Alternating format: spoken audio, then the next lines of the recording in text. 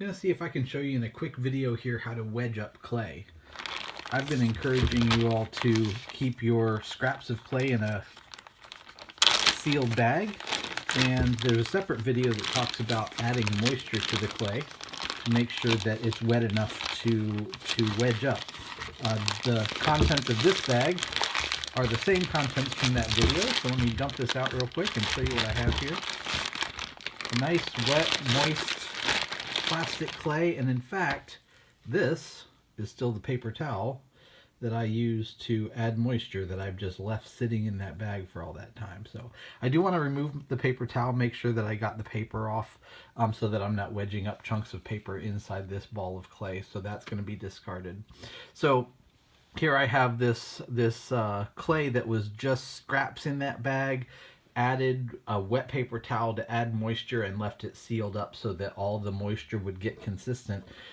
You can see that it's kind of separate chunks, and there are gaps in between the various pieces, and the goal here is to wedge all of this together so that there are no air holes in the clay, and we're ready to work with it again. It is quite sticky. You can see how much it's getting on my hands, and that's good. It'll be nice and flexible and easy to work with. So first I'm just going to kind of press this around into a ball and just get it pressed together a little bit to start working with. Now, let me make a comment a little bit about this surface that I'm working on. This happens to be a plaster block board. So I basically built a frame and filled it with plaster of Paris. Plaster, can be used, but you definitely don't need this to wedge things up. But I do recommend working on a board that's perhaps covered with cotton canvas or something of that sort. You can wedge directly onto a nice solid table, but if the clay is really sticky, you might find yourself having difficulty working on that table, and you might have to keep scraping clay off of the table. The fabric on a board or canvas on a board or the plaster like this will let the clay pull off of there a little bit. So just let me talk a little bit about what I'm doing here. Just kind of slamming down a little bit, popping down this clay and pushing it gently. I'm just kind of working it into a ball a little bit. And yes, this process, even as simple as that is going to work some of the air out, but not all of it. Let me show you here. I have my wire cutting tool. If we go into this and just cut it open, we're going to get a look at what's happening. And if you have a wire tool or can grab a piece of string or wire, you'll be able to do the same to check your work. If you look here, you can see that there are some air pockets in here, and those are exactly what we want to work on getting completely worked out of this clay. You might also be able to see that there's some color variation in here. I'd love to say I did that on purpose. So let's say I did that on purpose, so that we can actually see that there are, in fact, two slightly different colors of clay in here, some a little more red, some a little more gray, but I do know that these were two different types of stoneware clay, so they'll work together just fine, but that allows us to see that color variation, and working through this process of wedging the clay is going to get all the clay work together a little bit more to be more consistent. You see how when I give a little bend on that, it starts pulling apart at those gaps. So we really want to fight getting all those put back together. All right, so the wedging itself. I get it into a nice little ball here, and what I like to do is a nice symmetrical type of wedging. I am going to use both of my hands positioned evenly on this ball of clay, and I use the ball of my hand to push, and you see my hands are pushing in this indentation here, right?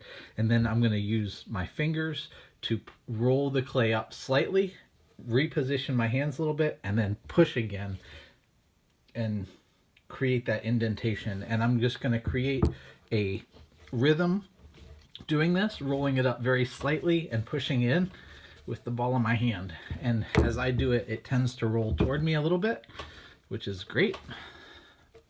So I will roll back toward me through this motion. It moves down the table, and then I'll pick it up and move it away from myself a little bit more. So you can see kind of a visual pattern happening. You get this push from the balls of my hands, but I'm also creating this kind of repeating pattern here because I'm not rolling it over completely anytime. I'm just rolling it up a little bit and then pushing it down, and it creates additional folds of clay here. If I were to roll it up and flop it over in half and press it down, then I'd be creating more spaces and gaps here, and I could capture more air, and so I don't want to do that. I just want to roll it toward me a little bit and get that pattern and that visual effect going. Now, if I get out of breath, it's because wedging clay can actually be kind of physically demanding. All right, so I'm doing this process. Now, what I like to do after I do this a little bit and get that rolling, I'll roll it toward myself with some pressure to make sure that I'm pressing down on that part, and then I get it into a nice cylinder. And then I'll change directions and do it the opposite direction. But before I do that, let's take another look and see how we're doing. If you cut this open and look now, I'm not seeing nearly as many air bubbles. The ones that might be there are quite small, and the clay is starting to merge together a little bit. So I'm going to go ahead and slap that back together, shape it up, and do a little bit of this work. Now, I've done this a lot. I've wedged a lot of clay in my days. It will take practice for you to feel comfortable with it, but you gotta do it. It's the kind of thing where hours of practice will make you better at it. I'm gonna rotate it now. Got my cylinder. Now I'm gonna change directions. Get it going again. I hope I'm doing it enough to kind of show you the rhythm and the movement, because it's something you really just need to get the feel for so that your hands and your fingers know what to do. I'm going to rotate it one more time, get that process going, turning the other direction again. Always kind of creating this. This has been referred to by some as kind of a ram's horn approach because of the symmetry of it. If you look at this as like the face of an animal, and the idea is that as you're working, this works into a spiral, but I know the way I do it, my fingers add some pressure there, and so I would squash those sides. You're not really going to see that spiral as much, at least when you're working with a small amount like this. All right, let's see how we did. You want to cut it open, check it, see how you're doing. And I'm feeling pretty good about how the colors of clay are really blending together much more. You can still see a little bit of a spiral in there. That's just fine, not a big deal, but I'm not seeing air pockets. If you do this and there's separation in air pockets, if you bend it and it pulls apart, oh, do you see that? I pulled it apart and it had a little hole show up there.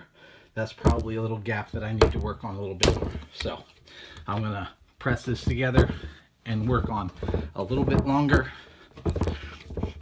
But I'm feeling good about where this is. I don't think it's going to cause a lot of problems if I have not 100% perfection. But if you're seeing holes and gaps, do a little more wedging until you feel really good about that ball of clay. Now that I feel good about, and I think I could roll that into a slab and start building something new out of it. I hope this helps. I hope you give it a try, and see if you can get the clay scraps that you have worked back together and ready to use again. This is a process that you can use so you don't end up wasting any clay. It's definitely a good practice to get comfortable with. See you next time.